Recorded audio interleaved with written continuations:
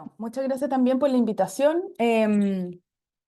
Creo que este es un tema sumamente importante porque, como tú dices, Caro, es difícil como pensar en el autocuidado dentro de un contexto que siempre está como funcionando como para ayer, que siempre está resolviendo, que siempre está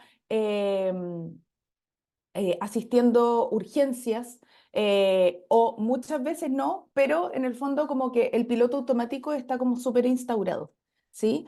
Y eso es justamente lo que quiero que veamos acá, ¿sí?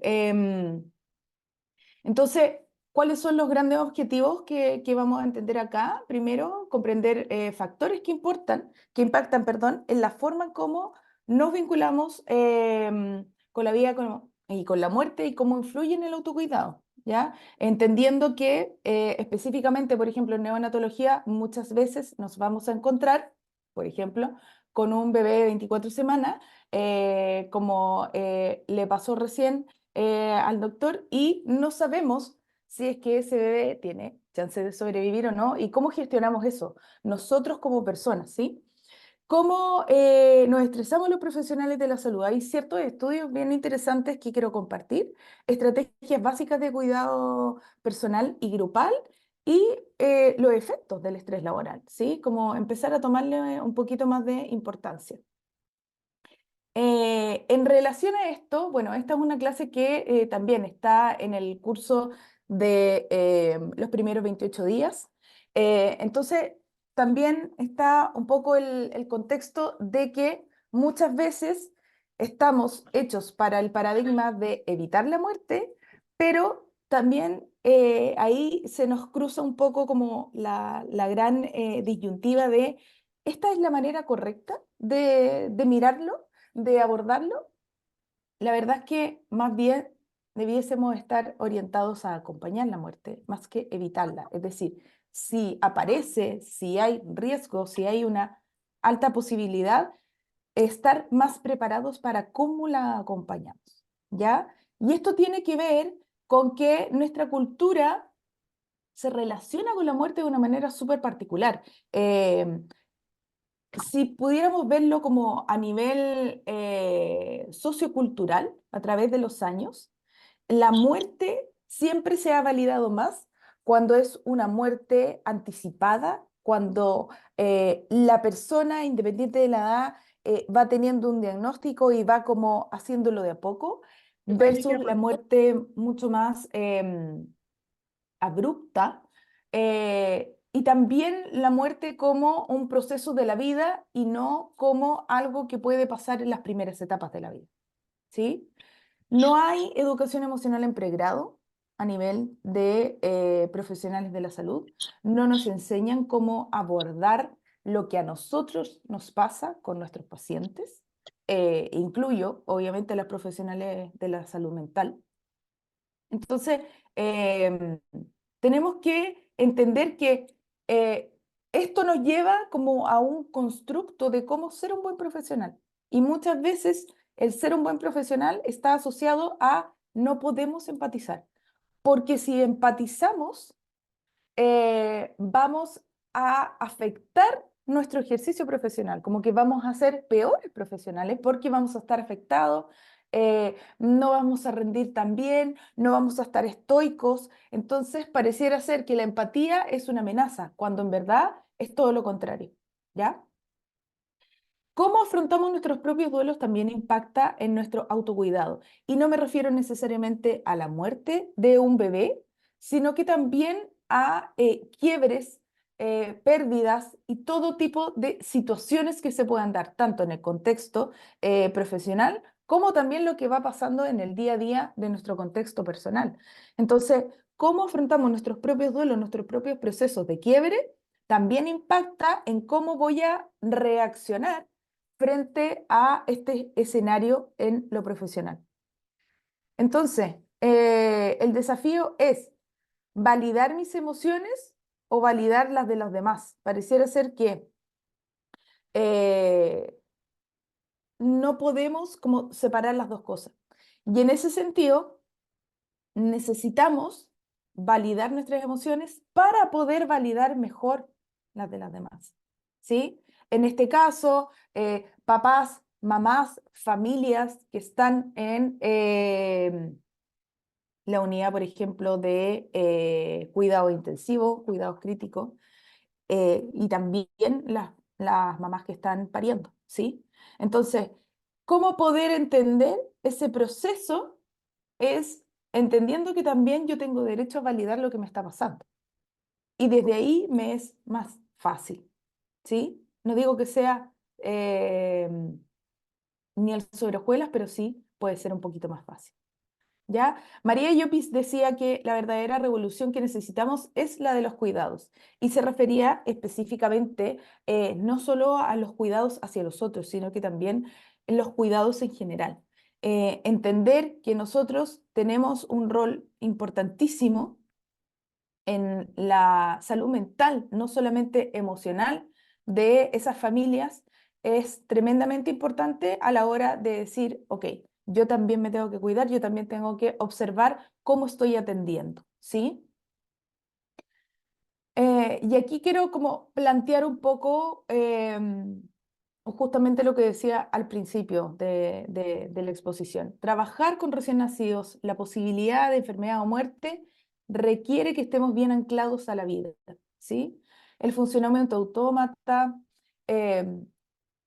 es el virus que puede propagar la mala calidad de atención, cuidados y salud mental en nuestros pacientes, así como proporcionalmente en nuestra vida. ¿En qué sentido? Necesitamos estar anclados a la vida porque es la forma natural del ser humano de sostener procesos difíciles como es acompañar la muerte, ¿sí? Eh, y para eso requerimos de mucho autocuidado, porque muchas veces no nos vamos a dar cuenta de que estamos más estresados o estamos con una depresión incipiente y eso afecta nuestro ejercicio profesional. Antes de hablar de esto, me gustaría mencionar también un poco qué es lo que pasa cuando nosotros al estar anclados a la vida, como le digo, se ve reflejado en nuestro estado de ánimo. Muchas veces tiene que ver con cómo están nuestros vínculos, cómo estamos gestionando el estrés, cómo estamos gestionando también las situaciones alegres en nuestra vida. Muchas veces no estamos pendientes de eso, ¿sí? Em, y entonces ese es un primer paso, poder identificarlo, poder escribirlo, poder conversarlo y desde ahí decir, bueno, ¿cuáles son las áreas de mi vida personal que necesitan un poquito más de observación de cómo me estoy sintiendo, no necesariamente de si están bien o mal, ¿ya? No como juicio de valor, sino que de cómo me estoy sintiendo para de ahí pasar quizá a lo profesional que a veces puede ser un poco más amenazante. ¿Por qué? Porque este funcionamiento autómata permite que yo pueda no afectarme tanto emocionalmente con lo que estoy viviendo, con la cruda realidad muchas veces de el acompañamiento, ¿ya? A bebés recién nacidos y bebés prematuros, bebés extremadamente prematuros. Entonces ahora mencionarles que en, en el estrés de los médicos hay cierta prevalencia y en un estudio que hizo este psiquiatra, Okinawa, se planteó la definición del síndrome médico como un trastorno con entidad independiente, es decir, algo específicamente de la medicina. Su aparición es frecuente al terminar los estudios y comenzar el ejercicio profesional. Y eso tiene un porqué, ¿sí? Que lo vamos a ver también en otro estudio. Los médicos creen que su profesión los hace invulnerables y están protegidos del estrés que amenaza a otras personas, aunque se trate de una percepción sesgada de la realidad. Es bastante frecuente porque como están orientados a salvar, esa ha sido la máxima por la cual yo he estado trabajando, estudiando y todo ha estado enfocado en eso. Entonces, inevitablemente se puede tergiversar un poco como el sentido de realidad en que no siempre lo voy a poder hacer. Y a veces me voy a tener que enfrentar también a la propia tolerancia a la frustración de que a pesar de haber hecho todo lo posible, no funcionaron las cosas como yo quería. Y como obviamente la familia necesitaba.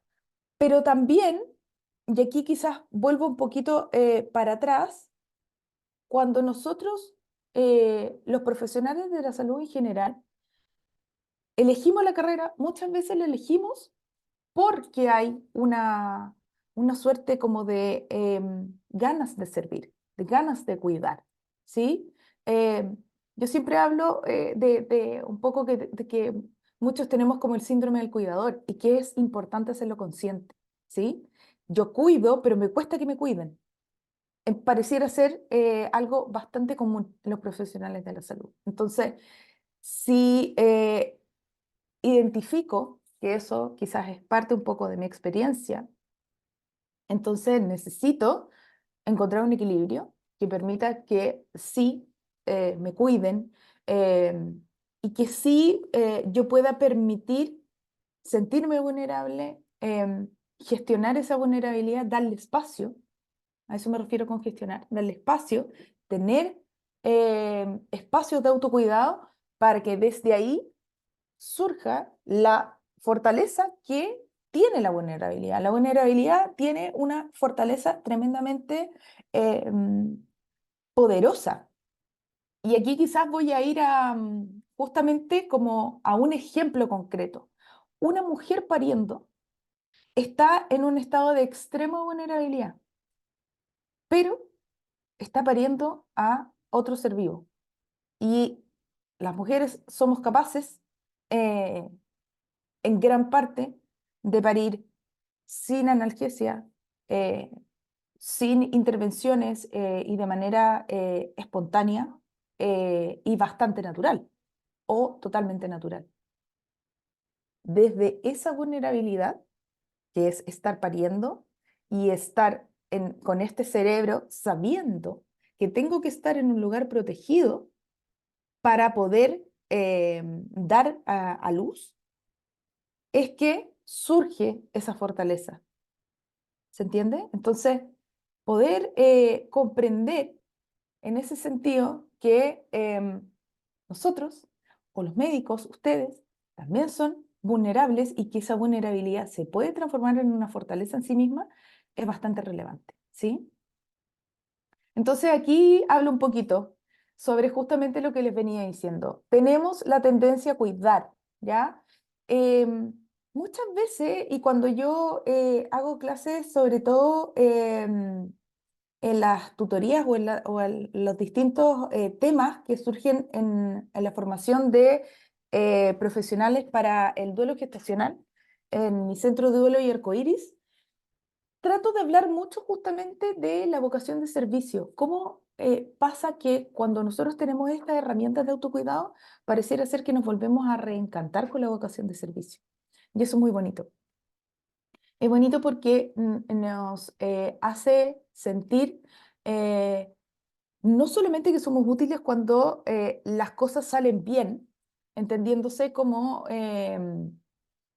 que la vida prevalece, sino como estoy al servicio del otro y puedo acompañar en los distintos procesos que está el otro y que inevitablemente me van a ocurrir en mi trabajo, ¿ya? El sentir que yo te puedo salvar, sea desde la mente como un psicólogo o un psiquiatra, sea desde el cuerpo, eh, inevitablemente nos lleva muchas veces a la sobreexigencia. Eh, no necesariamente a la omnipotencia, pero sí a la sobreexigencia. Y a veces no nos damos cuenta hasta que nos encontramos en una situación en donde nos damos cuenta que ya hemos estado mucho tiempo sobreexigiéndonos. Entonces, eso, como tendemos a caer en eso, eh, requiere una atención eh, proporcional de autocuidado. Es decir, a mayor sobreexigencia, mayor espacio de autocuidado tengo que tener.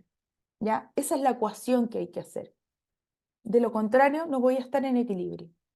Y aunque yo crea que estoy dando mi 100%, no estoy dando mi 100%. Y tampoco lo estoy viviendo yo como podría vivirlo, con el gozo de acompañar más allá del resultado, sino de poder acompañar como mis pacientes lo necesitan. Es desde ahí entonces que sería positivo vivir ese gozo, ¿sí? Entonces, ahí mencionamos este tercer punto, que es la dificultad para pedir ayuda o para recibir ayuda. Muchas veces no la vamos a hacer. Sin embargo, hoy hay 60 personas conectadas acá. Eso quiere decir que cada uno de ustedes, en mayor o menor medida, sí quiere ser cuidado o cuidada, ¿sí? Solo que quizás en algunos casos o en otras personas que no están acá, eh, sienten que no saben cómo, ¿ya? Ahora, en particular, y a mí me gusta mucho en ese sentido integrar un poquito el enfoque de género, eh, las mujeres que estudian medicina tienen además que obligarse a ignorar sus emociones para llegar a lugares similares que sus pares masculinos. Entonces, tiene que haber una desconexión emocional, al parecer, para el éxito profesional, ¿sí? Entonces, en ese sentido, es como la frase de el patriarcado es un juez, ¿sí? Esto yo lo he escuchado de profesionales, ginecólogas, eh, psiquiatras, en donde mencionan un poco cuáles han sido como los desafíos de poder atender y de poder surgir y de poder llegar a los lugares que quieren llegar, ¿sí? ¿Cómo se relaciona la angustia y el bienestar con la empatía de los estudiantes de medicina? Este fue un estudio que se hizo justamente llevando atrás el estudio que yo les mostraba sobre que el síndrome de burnout médico tiende a estar, tiende a estar en el último año de medicina o los últimos años de medicina.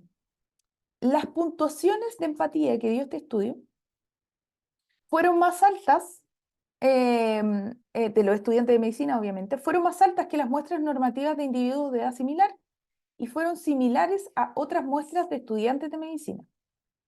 Los dominios de agotamiento se correlacionaron inversamente con la empatía, es decir, una despersonalización independiente del género y agotamiento emocional con empatía emotiva para los hombres.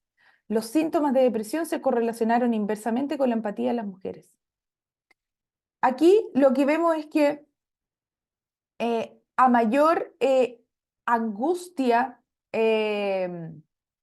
a mayor bienestar, cuando nosotros tenemos aquí esta sensación de estar tremendamente conectados con lo que estamos haciendo, con lo que estamos estudiando, entonces pareciera ser que necesito eh, salir de la empatía para poder ejercer mejor, una creencia, mi rol.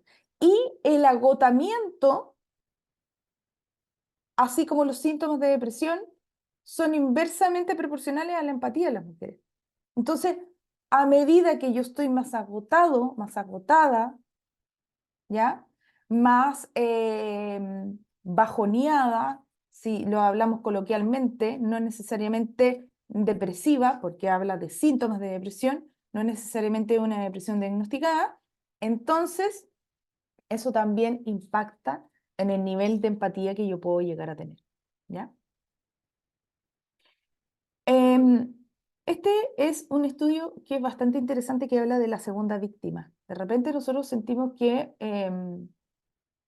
como que todo lo que le está pasando a la persona cuando está viviendo una situación tremendamente difícil, pareciera ser la única persona que lo está pasando mal.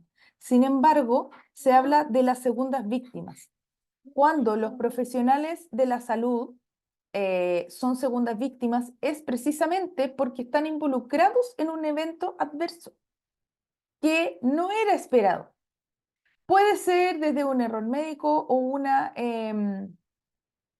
de alguna manera, situación, ¿sí? En el que yo me siento responsable del resultado que tiene mi paciente.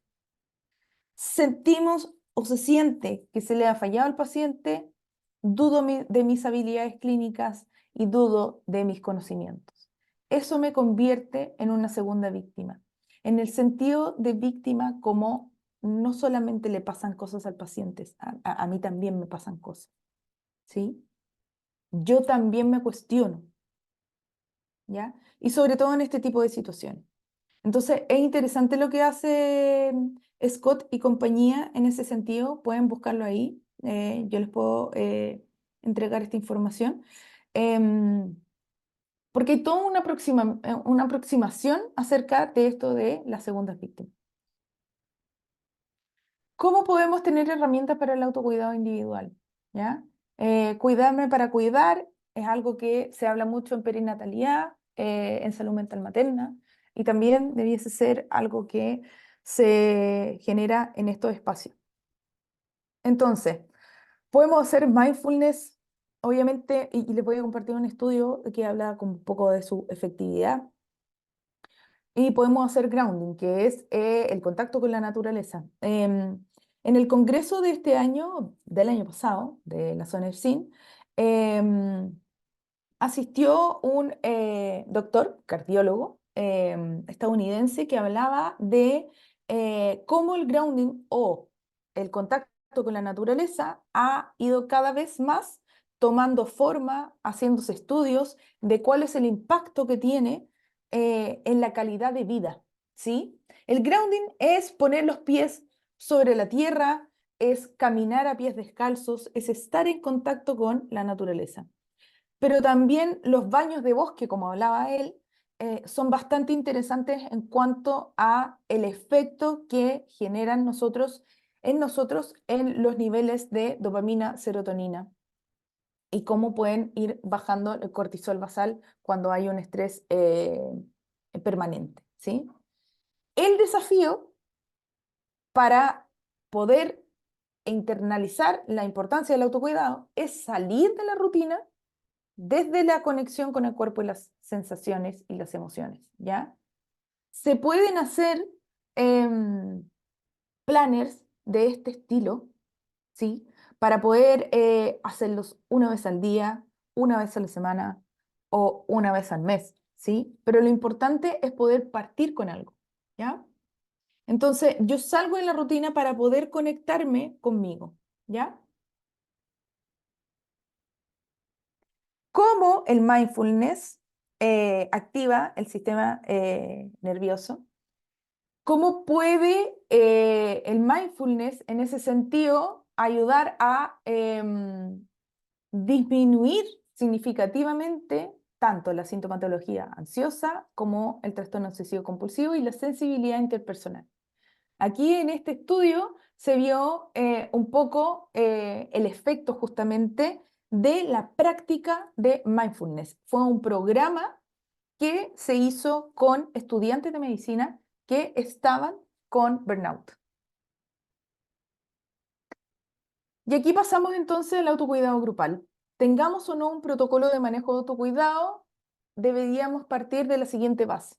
Tener una frecuencia menor a 4 semanas para que se pueda generar un espacio de confianza. Cuando los plazos son muy laxos, no tiende a tener la misma efectividad. O sea, la idea es que igual tenga cierta frecuencia, ¿sí? Y eso va generando confianza en el grupo.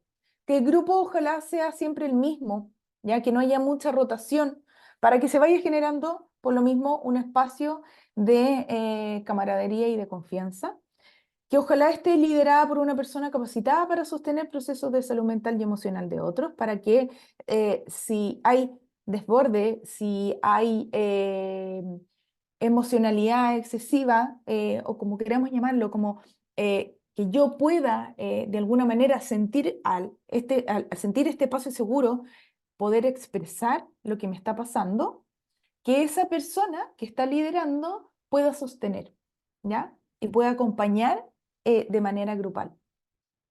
Y como regla de oro, lo que se dice en este espacio se queda en este espacio. ¿Sí?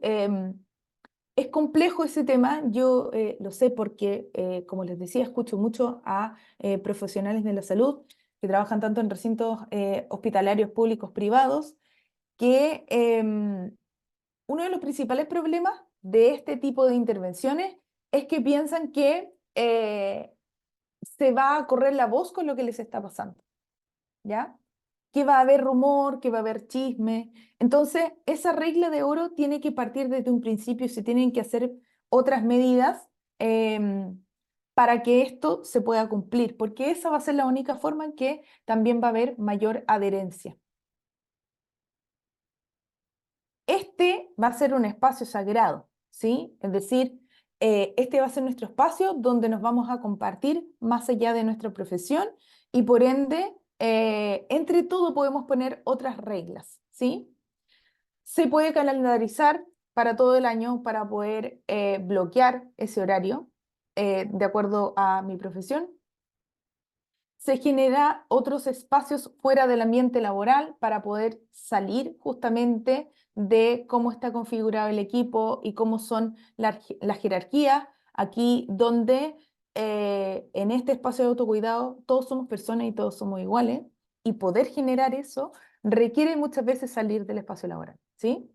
Se puede crear un muro de autocuidado. Cada integrante del equipo puede agregar una foto o un escrito de algo que le hace conectar con sus vínculos, de algo que le hace salir un poco de la automatización em, y entender que lo que yo soy es gracias a las experiencias con otros. Somos seres interdependientes. Entonces, reconocer la importancia de los vínculos hace que estemos en contacto con la capacidad empática, ¿ya?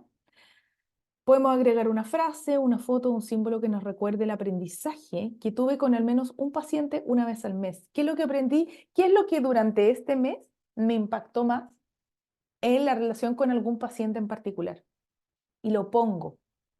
Y recuerdo el aprendizaje que tuve con ese paciente. Y recuerdo lo que aprendí yo de mí, de mi vida, de la relación con la muerte, etcétera. ¿Sí? Ahí hay que dejar volar la imaginación también. Va a depender de las experiencias. Em, 5 señales, es decir, lenguaje de señas entre los integrantes para manifestar cuando se empiece a sentir afectado para pedir apoyo o recambio. Esto en el contexto de estar trabajando en equipo, en donde, por ejemplo, estamos asistiendo en un parto, estamos asistiendo a un parto y el parto se empieza a complicar. O estamos en la UCI, en la unidad de neonatología, y un bebé se empieza a complicar. ¿Cómo poder hacer que una de las personas que está ahí y que se está viendo afectada y que está viendo afectada su función en ese momento pueda señalar que necesita parar, que necesita un break, que necesita un relevo, ¿ya? Y ahí podemos ocupar lenguaje de señas, ¿ya? Podemos hacer un, un símbolo como este, ¿ya?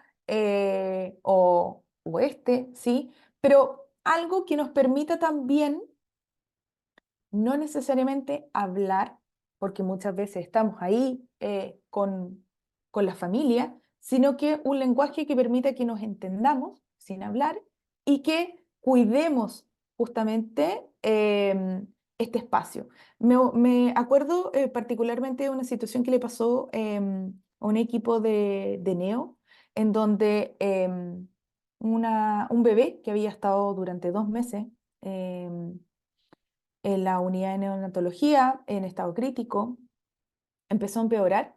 Y durante todo ese tiempo había una matrona que lo había cuidado, que había estado súper atenta, que había conversado muchas veces con la familia, pero que en el minuto en el que este bebé ya no tiene vuelta y está con los latidos cada vez más bajos, ella no pudo ir a hablar con la familia y tuvo que pedir un relevo. Eso es autocuidado. Y no se trata de ahí sobreexigirse, sino que de decir, si yo hago esto, eh, puede que lo esté haciendo desde el amor que le tengo a mi profesión, pero me estoy transgrediendo en los límites que yo estoy teniendo en este minuto para autocuidar. ¿ya? Y esa delgada línea a veces es un poco difícil de poder observar. Y Bonneol se habla de que los estudios de medicina, obstetricia, enfermería y más aún en periodo de residencia se silencian sistemáticamente todos los aspectos relacionados con el psiquismo y la vida emocional del profesional. Se aprende a negar los aspectos personales bajo el mito de lo que es personal no puede influir en lo que es profesional, como si fuésemos dos personas separadas, como si lo personal no impactara en lo profesional o viceversa. Se enseña a negar el impacto inevitable que el ejercicio de la medicina en general y de la obstetricia en particular tiene sobre la vida de quien la ejerce. Los profesionales aprenden a ejecutar técnicas, pero no a hablar de ellos mismos. No está previsto, no existe, y quien lo busque no tendrá fácil encontrar un lugar donde poder hablar de lo difícil que es a veces trabajar con la vida y la muerte o comentar el propio miedo. Esta negación produce este efecto que hemos estado hablando. Ivone Olza es una psiquiatra española que es bastante precursora en muchos temas sobre salud mental perinatal. Por lo tanto, los efectos de la falta de cuidado no solamente está con el burnout típico, sino que una alta conmoción emocional también puede ser un efecto, despliegue de emociones marcadas por otras experiencias de muerte, conflictos recurrentes dentro de los equipos, ¿sí? Una manera que tiene el cuerpo, muchas veces el cuerpo habla. Si yo no integro desde el psiquismo lo que me está pasando, entonces el cuerpo tiene que votar y de alguna manera pasa la cuenta.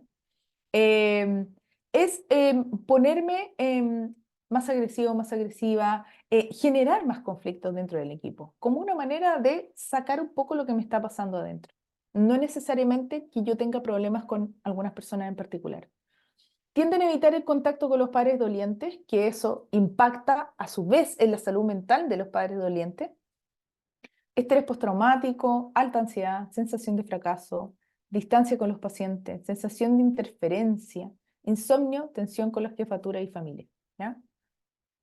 Si queremos hacer un buen trabajo, un trabajo que impacte, necesitamos obviamente gestionar el autocuidado porque se ha visto esta correlación entre salud mental, eh, facilitación, facilidad, perdón, de cómo inicio mi proceso de duelo y cómo eso está directamente relacionado con la calidad humana, el detalle, la atención, el cariño, la dedicación que tuvo ese o esos profesionales de la salud. Entonces, lo que yo hago, deje de hacer, tiene un impacto importante en la salud futura de cómo esas personas procesan, por ejemplo, un duelo gestacional o perinatal. ¿Qué puede ayudar en el día a día? Salir a almorzar y no conversar de trabajo, absolutamente nada de trabajo. Esto era en un estudio que hablaba un poco de qué hacían profesionales de la salud y que les ayudaba en su autocuidado. Nosotros almorzamos juntos y no conversamos de trabajo. Eso nos ayuda a relajarnos, incluso es mejor si salimos del espacio laboral, ¿ya? Pero dentro de el espacio laboral, la presencia del humor, porque cuando hay espacios formales de autocuidado, el humor es fundamental para la salud mental del grupo, ¿ya? O sea, poder relajarnos, poder reírnos, poder hacer chistes, ¿sí? Permite que haya una distensión, permite que haya una liberación también de neurohormonas de placer, ¿sí? Y es en estos espacios que justamente surge el real problema, cuando vemos que algo nos está costando, cuando no nos estamos riendo como el resto y nos damos cuenta, no estoy tan bien, no estoy tan relajado, no me siento tan bien, ¿sí? Aquí les dejo la bibliografía ocupada durante la presentación y obviamente espacio para preguntas.